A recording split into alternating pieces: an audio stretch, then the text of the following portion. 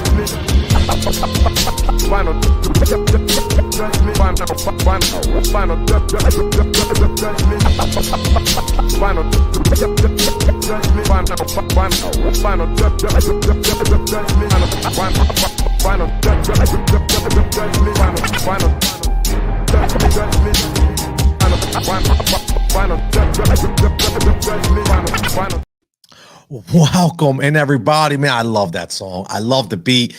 Philadelphia Eagles are 2023 NFC champions. Listen, I could say, we can say whatever we want. I was supposed to go live after the game. I couldn't do it. I just wanted to just bask in the glory and watching the press conference and watching the people go partying, watch the people go nuts, watch them have fun. I want to hear what the players had to say. I wanted to hear everything and just take everything in. I really did. This is the Final Judgment with Tony Jigsaw Cutillo. Make sure you're giving me a follow at Cutillo23, at Judge Jigsaw on Twitter and Instagram.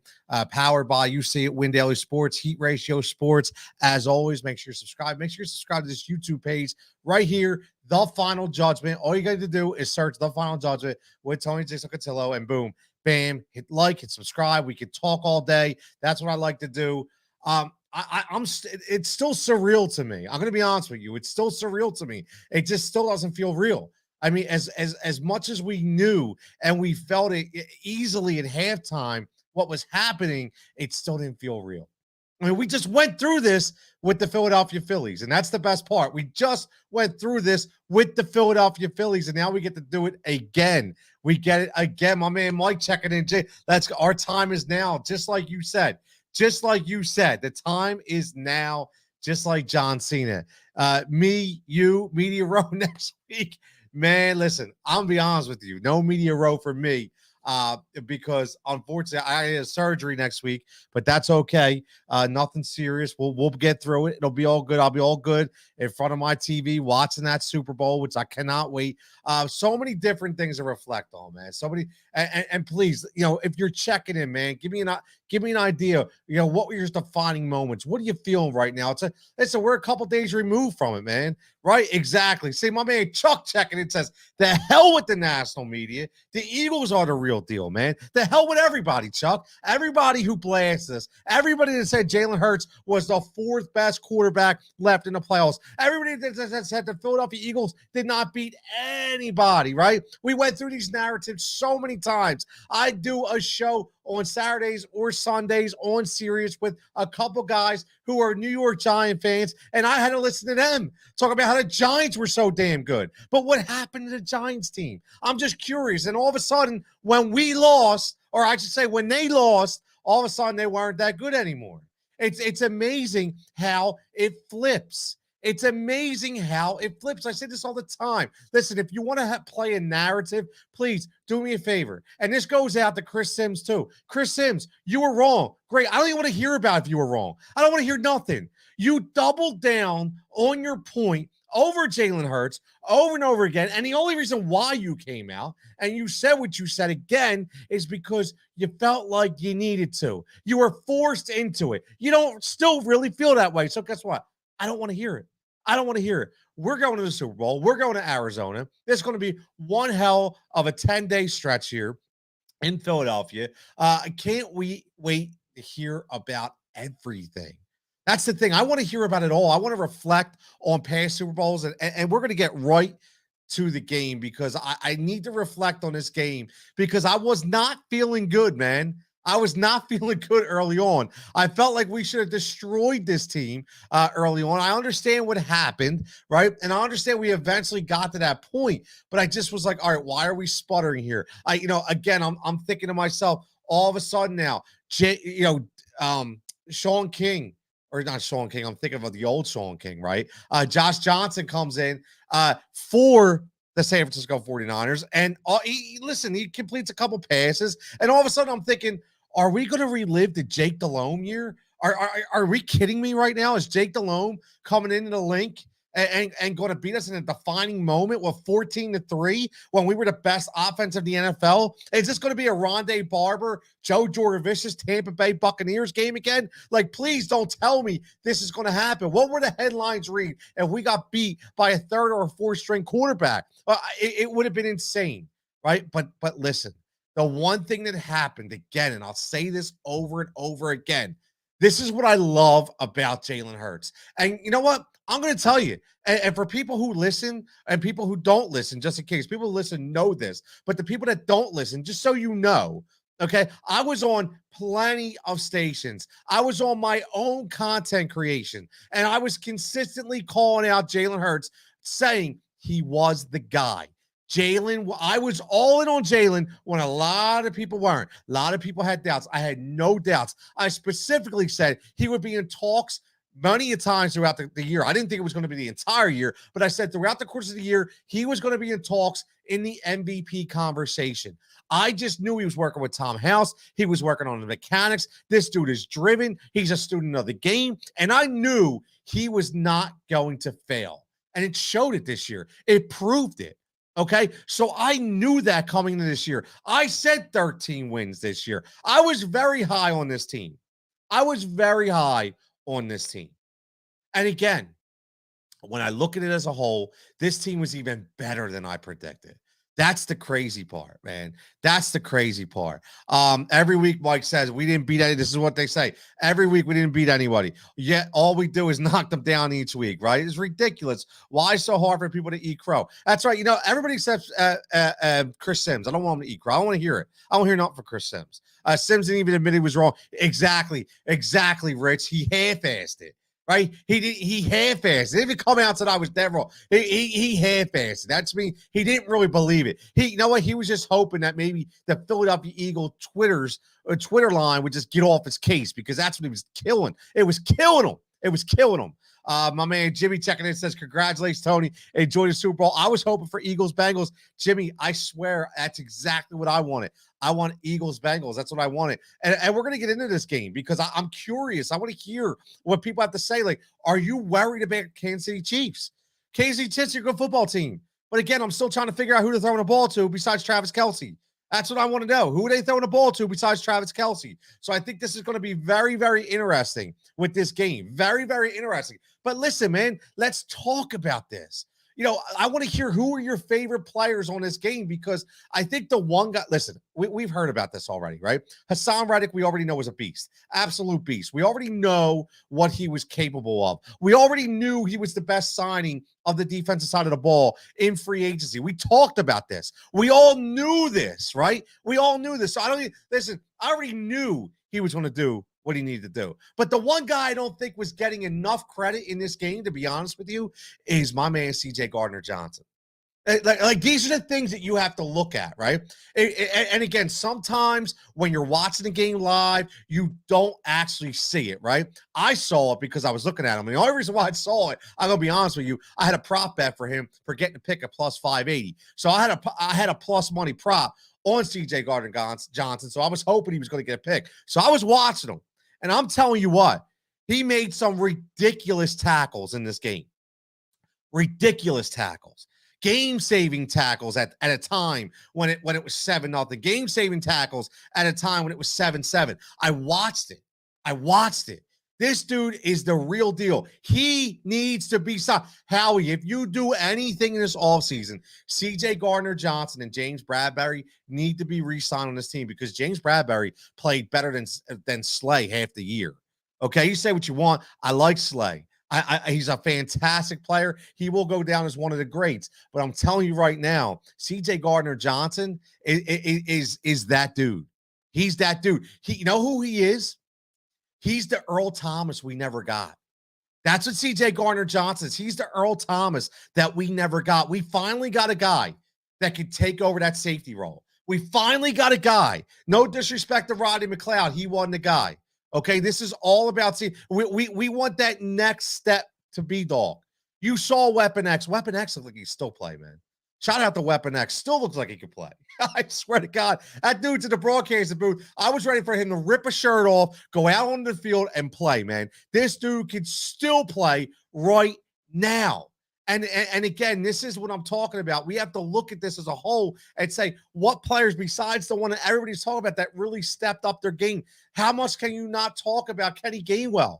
How much can you talk? I mean, listen, Miles Sanders, great, 2 touchdowns, but the focus of that offensive production when they finally got over the hump was 2 guys. It was Jalen Hurts and it was Kenny Gainwell. Okay, it was Kenny Gainwell. We're sitting here talking about, I'm still hearing the national pundits out there talking about the Kansas City Chiefs and talking about what did they do against Cincinnati Bengals. Let me tell you something. I hope people realize that the Cincinnati Bengals O-line is complete garbage. Chris Jones had a monster game. Okay, Frank Clark had a great game because their O-line sucks. It's terrible. That's why.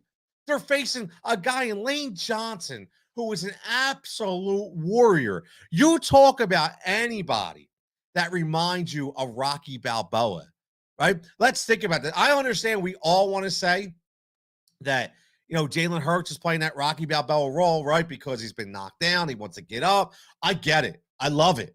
But let's make no mistake about it. Rocky Balboa is living inside of Lane Johnson right now. Lane Johnson is playing with a torn groin. He tore his groin. This dude is absolutely killing it against some of the best pass rushers. You saw it. There's a reason why he couldn't get on that block with Miles Sanders because he can't sprint. And he even said, on a bull rush, it kind of hurts, but he'll get through it. Hey, Jordan Mailata, have you seen Baldy's breakdown? I retweeted it out there. Baldy does a fantastic breakdown all the time, breaking down the film, and he shows Mailata just completely abusing Nick Bosa. Completely abusing Nick Bosa. Like he made him his little stepchild, man. Like, I don't know what else you need to see. I don't know what else you need to see. Let me get some of these comments. I'm sorry. Yeah, listen, Mike, I know you're kidding with that. You know as well as I do, I did not want Carson Strong. You know that. My man Rich second it says, I was feeling good. I knew once Purdy went out, it was over. I knew Josh Johnson's such a stiff. That dude, Josh Johnson is the absolute stiff. That dude did not want any part of that game at all. This team was too good for it. The D-line was outstanding. Absolutely all in. Went in the lab. Hurts all season. Put the work in. Proved everybody wrong. Absolutely. My man Mike checking in says, we're doing well starting now. Actually, Mike, I disagree with that. Just so you know. And I will say this. I was a guest on BetQL, my man Mark Drumheller, over the weekend after the Super Bowl.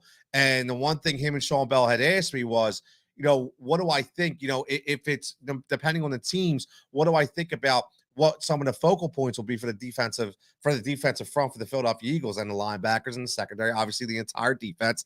And the first thing I said was, we're terrible at stopping the tight end. I think we were like second last in the league in red zone touchdowns to the tight end. That's going to be a problem. But here's my thing. It's Travis Kelce and nothing else. I'm not scared of MVS. I'm not scared of Juju Smith-Schuster. I'm not scared of Kadarius Toney. That dude gets injured. He just walks on the field. He gets injured. Kadarius Toney gets injured in warmups. This dude is so fragile. He can't even go up and catch a ball. He comes down. He's hurt. Right? This dude's always hurt. I'm not worried about it. I'm not worried about that. I'll worry about 2 guys. I'm going to be honest with you. I'll worry about 2 guys. I'll worry about Travis Kelce and I'll worry about Jerick McKinnon. I think Jerick McKinnon receiving could be a problem, even though this is going to be 2 of the fastest linebackers that they face in TJ Edwards and Kazir White. Kazir White played a hell of a game against Christian McCaffrey. A hell of a game. Another one-year guy that we have to think about, right? Another one-year guy. Rich says, Casey, and they're so banged up. So banged up. And Riddick unblockable. I like again. I'm not going to rehash what everybody's been talking about on a local radio. We all know that, right? I get it. Like we know they missed assignments. They left the tight end on them. They rolled over the block. Not giving them disrespect. Not giving them the respect he deserves. I said this before, fellas. I said this before. I said that Hassan Reddick has been the most dominant player I've seen since Julius Peppers. If you remember, Julius Peppers was flat out dominant. And the reason why I attribute him to Julius Peppers is just because the way he plays as kind of like an uptight linebacker, a rush linebacker, pass rushing specialist.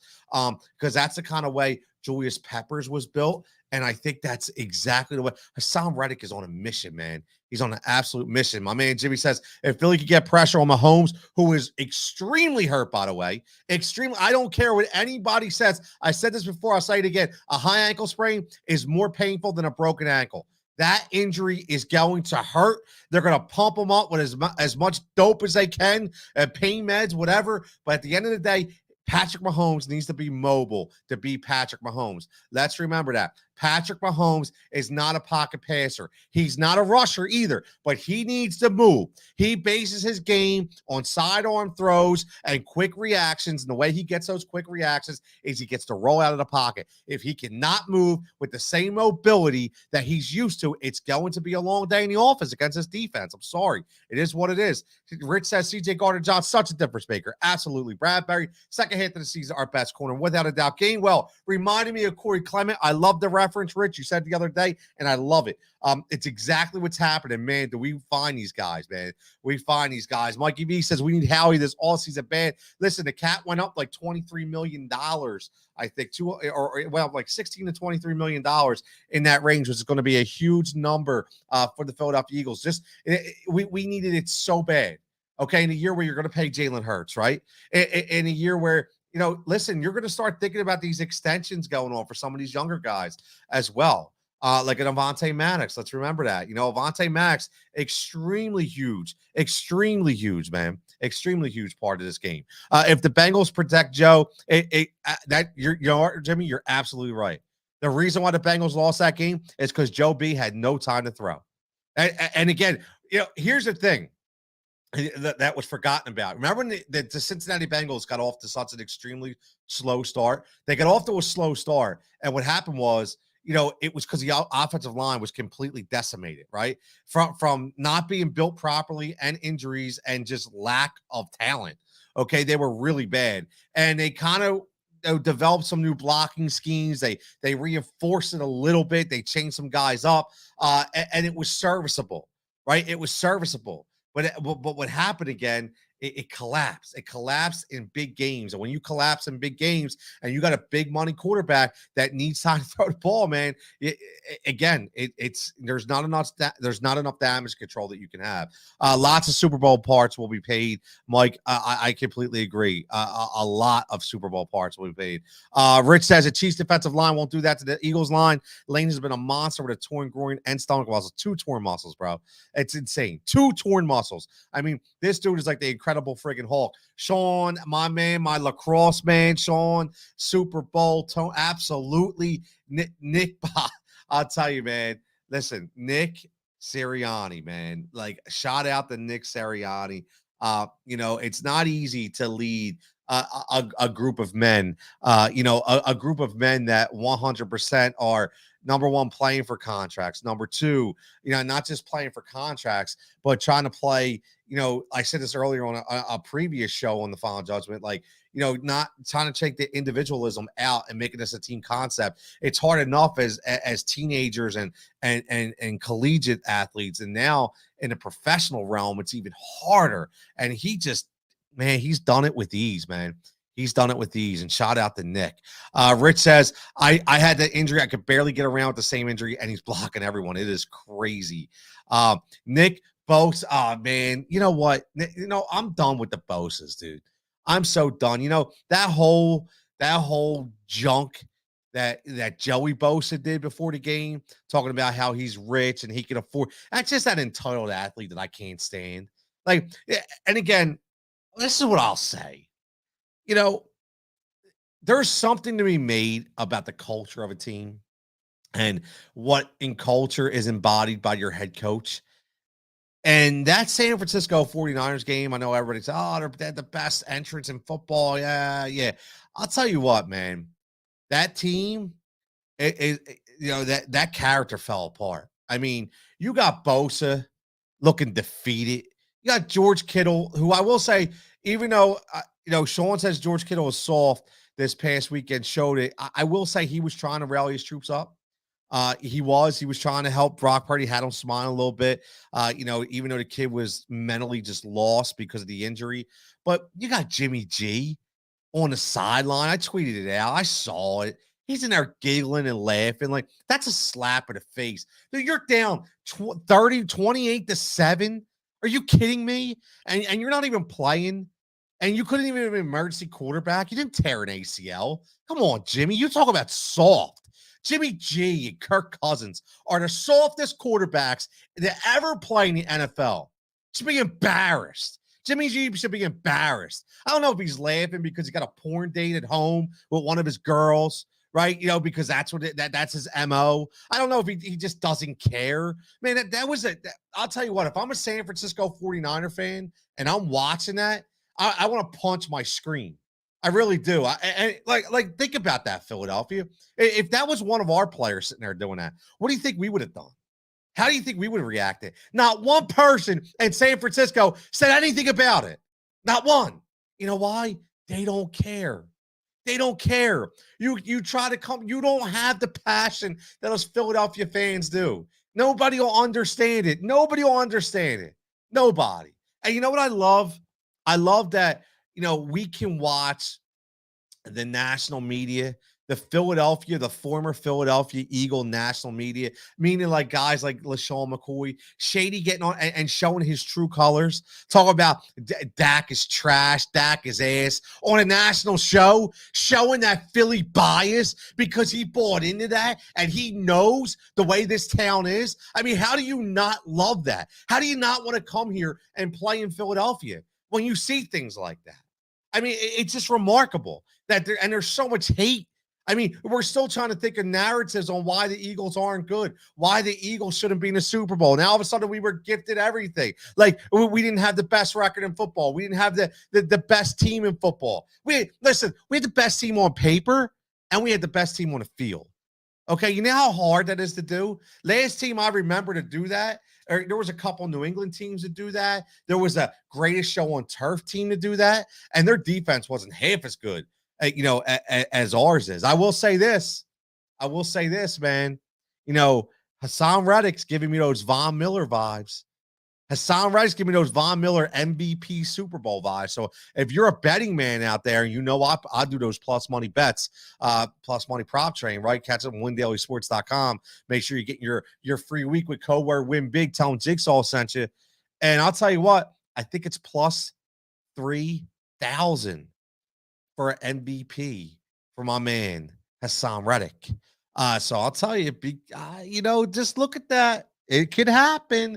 Mikey V says, I heard a thing about us shutting down cross routes and tight ends. I didn't hear stats, so thank you. Yeah, listen, the cross routes are shut down. Here's my problem, though.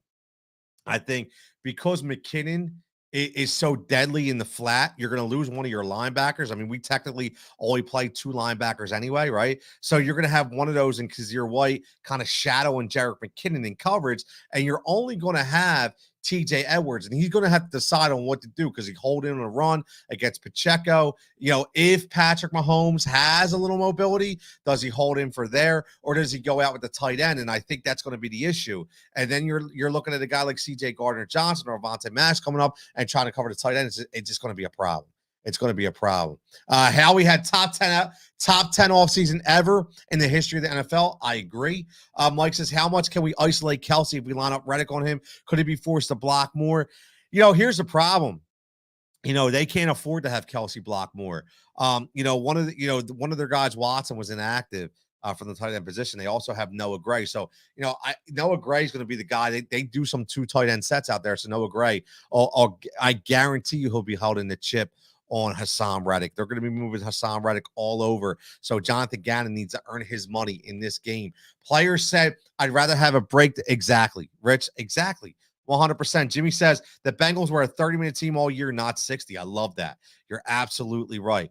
You're absolutely right. Sean says both hate the face guys. I love that. Hate the face guys. I love it. They are both hate the face guys. You ain't lying there.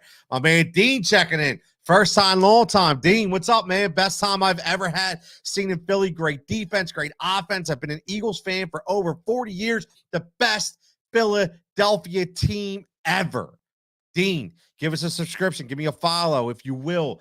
Keep following for all the content and engage, man. We love the engagement. I want to thank you. If you didn't follow already, get on YouTube, type in the follow Judgment with Tony Cutillo, and boom, hit that subscription button and that like button. I greatly appreciate it. And I agree with Dean. This is the best team ever in Philly assembled, especially if they win a Super Bowl. Just on paper, listen, I listen, no disrespect to the TO years, no disrespect to my man Dolk, no disrespect that those infamous defenses under Jim Johnson. I get it, but just everything, the depth on this team. I mean, how important has Joseph and Sue been that they came in like week 8? How important have they been? I mean, this team has starters. Has starters that are playing backup roles. And that's why I said it's so hard to keep everybody in check when it comes to a team game when you have so many players with talent, man. It is crazy. Dean says, I love Coach Nick. Keep it up. Keep showing him. Exact. That's one thing, Dean. Dean, I'm telling you right now, you got to keep that emotion going. I'm an emotional guy. I'm a passionate guy. I'm very energetic, and that's what I love about it. Like, I don't take pauses. I keep rolling, man. And that's what I love about Sirianni. He wants the best for his players. So many people, whether I'm coaching youth basketball, youth soccer, in-house, travel, like, yo, coach, calm down. No, you know what? Because I'm happy for my players. Those players work their ass off. They deserve everything that they get from a positive perspective. And when things negative happen to them and they're negatively impacted, it bothers me. So yes, keep it up, coach. Keep showing that emotion. Rich says, I noticed that every time the camera had Jimmy G, if the Eagles players, he would be, oh man, I'm telling you, that Jimmy G, he's terrible. He really is. That's what separates us, Super Bowl team, from the pretenders. We would have run Jimmy G out of town. Exactly. Exactly. Rich says Jimmy G was laughing so he didn't have to face that defensive line. I ain't gonna listen. I agree. My man Mike, Mike, what's up? Long time, brother. He says Shanahan choke job strikes again. Offensive genius, yeah, right. Let's block the pass rusher on the planet with the tight end. That's a recipe for hurting your young quarterback. Listen, I'm not going to lie, man. I am a Kyle Shanahan guy. I've always been a Kyle Shanahan guy. I actually do think he's an offensive genius. At the same time, yeah, that was a big mistake, not blocking Hassan Reddick. Those blocking assignments were very, very poorly judged. I'll agree with you there, Mike. But again, there's a reason why that guy's been in the 3 out of 4 NFC Championship games. I understand that he choked, right? It's almost like the Andy Reid thing. How many times did Andy Reid before he got over the hump, in Philadelphia, right? So I agree, but I still can't take his sound away. Between him and Sean Payton, I don't know who's a better offensive genius, in my opinion. Because they're both, and McVay. Those 3 guys, man, they can form an offense, dude. They can form an offense. My man Fred, Fred, what's up, buddy? Says we have to get used to being the best and hated on that for now. Remember, they kept hating on Brady and the Pats early on too. Yeah, that's a great point, and we hated on them too. Why? Because they were that damn good. Nobody could be. We were like, man, the Patriots again, and that's what we want to say. Damn, the Eagles again. That's what I want to hear about. I want to hear that again. Like, I want to hear people just, they completely distraught that they got to see us again. And when the Sixers go to the finals, I want to hear, damn, Philly again. We got to see Philly again. Like, that's what we want to hear. I love it. Rich says, if wait till next game and they will be beat all the way to the Super Bowl, they've answered the call. Let me say the Chiefs are better when they beat them. Hold that trophy higher. Man, I'll tell you, man. I love it, man. I love all the comments. Dean says, outscored opponents. Here we go. See, this is why I love the fan interaction, man. Dean, thank you so much. I hope you're subscribed to the YouTube channel. I appreciate you checking in. I love this. Outscored opponents 69-14 in 2 playoff games. And guess what? Not only is it very impressive because it's 69-14, but it's very impressive because we haven't even been at full strength. We haven't even played our best game. So for all those national pundits out there, let's think about this. We haven't even played our best game yet.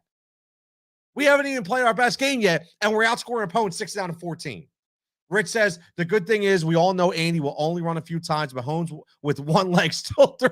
That's such a great point. Mahomes couldn't even play, and he still threw the ball 45 freaking times. Like Andy, still being Andy Reid. Andy Reid still doing Andy Reid things, man. I love it. Dean says, Dean says, great show. EAGLES Eagles. Dean, I appreciate it, man. Keep checking in, bro. Keep checking in. Keep coming back. We're going to have more of this. The Eagles backups on the D-line could be starters. Absolutely. Dean says, Nick is true. Nick is the real deal, man. Nick is the real deal. Ivan says, how can you call that a choke? He got there with a third string guy. If Minshew was the starter for 8 games, do you think the Eagles would make the Super Bowl? Listen, I think it's a good point on both ends, Ivan. So one thing I will say, yes, you're right. I don't call it a choke for getting there, but unfortunately, when you get there so many times and you collapse under big moments, no matter what happens, I think you have to eventually say, certain things that happened during that game, even when Purdy was in there, even though it happened on the first drive, he still was unblocked. Even when Josh Johnson was in there, you still had the blocking scheme screwed up, right? So I think it is a valid point that Kyle Shanahan still can't get through the big dance, no matter what had happened, because you have to look at the pass games as well. But you're also right that you do have to take a perspective of this game specifically. I'm talking about the entire landscape, of the 3 games, right? Of the 4 games. So I'm taking all that in perspective. But no, you do have a valid point. I agree with you. You do have a valid point. But listen, the Eagles are going to the Super Bowl. Like, I don't even care about the 49ers right now. Who gives a shit about the San Francisco 49ers, right? I don't care what their all season looks like, right? And shout out. See, let's look at this too. Here's the best part, right? Not only are we going to the Super Bowl, but the Cowboys are making stupid bonehead mistakes again. Let's fire the offensive coordinator and let's give Mike McCarthy more power. He stinks. So let's give him more power. Thank you, Jerry Jones, as always. Jerry, always playing your cards right. I really appreciate it. Thank you so much. Sean Payton going to Denver. Thank God. I'm a Sean Payton guy. I did not want him in the NFC, even though I love Sean Payton. Right? I would love Sean Payton to be my coach after Nick Sirianni. I like Sean Payton that much. But at the same time, I don't want to coach. I don't want to play against him. Okay, so I'm glad he's going to Denver. Thank you for going to Denver. Thank the good goddamn Lord he's in Denver, right? You got Frank Reich getting the coach job in Carolina, right? I mean, so many coaching changes. It's going to continue to happen, man. It's going to continue to happen. DeMeco Ryans getting that Houston D. I love DeMeco Ryans. He is one of the best dudes in football. He has Mike Tomlin written all over him. And the reason why I say Mike Tomlin, one of the most respected and real, authentic head coaches in all of football. Okay. And that's what I love about DeMeco Ryans. He is going to turn that franchise around in Houston, man. I love every minute of it. I don't know what the hell Denver's going to do. They have no picks. They had to trade the picks. They had to trade for Sean Payton. They have Russell Wilson. I mean, listen, it's going to be interesting. Was it Russ or was it Hackett? I don't know. I mean, I'm curious. It's going to be interesting. So I love to see what's going to happen with that. Riddick, MVP, love the defense. I see at least 2 interceptions for the Eagles. Listen, I told you, I'm going at least 1 pick, man. At least 1 pick in this game. I'm going to keep with CJ Gardner-Johnson. I had him last week. He didn't give me a pick, but I want him again this week. I love the CJ Gardner-Johnson pick. Somebody's getting an interception, whether it be him or Bradbury. Somebody's getting a pick. It's going to happen, and I think the pick is going to come from a deflection. That's what I will say. Rich says, let's go EAGLES. Best show around, my man Tony. Listen, man, Rich, I am trying hard, brother. You know that. But I got big news coming up for all you baseball fans. It looks like, I'll drop the seat a little bit here. Looks like, you're on 7 a.m. to 9 a.m. every Sunday. I'll be on Sirius live hosting every Sunday, 7 a.m. to 9 a.m. For a fantasy and sports betting show when it comes to Major League Baseball. So make sure I'll be bringing the Philly flavor to that as well. My man Mike says one of the greatest things about the playoffs this year, besides the Eagles going to the Super Bowl, was Dallas winning a game, leading Jerry Jones to not sell the farm to go get Sean Payton. Couldn't agree with you more. I love that. Listen, Mike, I didn't even think about that logic behind it because I swore, like, one of my earlier episodes was like, it's a lock. He's got, because I thought, I didn't even think about this, right? Because I legitimately said that they were going to lose, like, they were going to lose in the playoffs. And right away, they were going to fire McCarthy and they were going to bring in Sean Payton. That was a first round exit, but they didn't lose in the first round, right? So you're right. So thankfully, they won that game, and Jerry Jones did not sell the farm and bring in Sean Payton because I know he wanted to do that. Mike McCarthy, the smartest thing he ever did was make Kellen Moore a scapegoat to save his job. But listen, we just went 35 minutes strong. I try to pride myself on 30 minutes. I'm going to get out of here. I got some sports betting to do. I got some shows to do later. Make sure you're checking out the content right here on the Final Judgment. I'll have more to come. We'll be popping in this week. I'll be doing Super Bowl props, Super Bowl picks. I'll be hosting Sirius Sunday night, 5 p.m. to 7 p.m.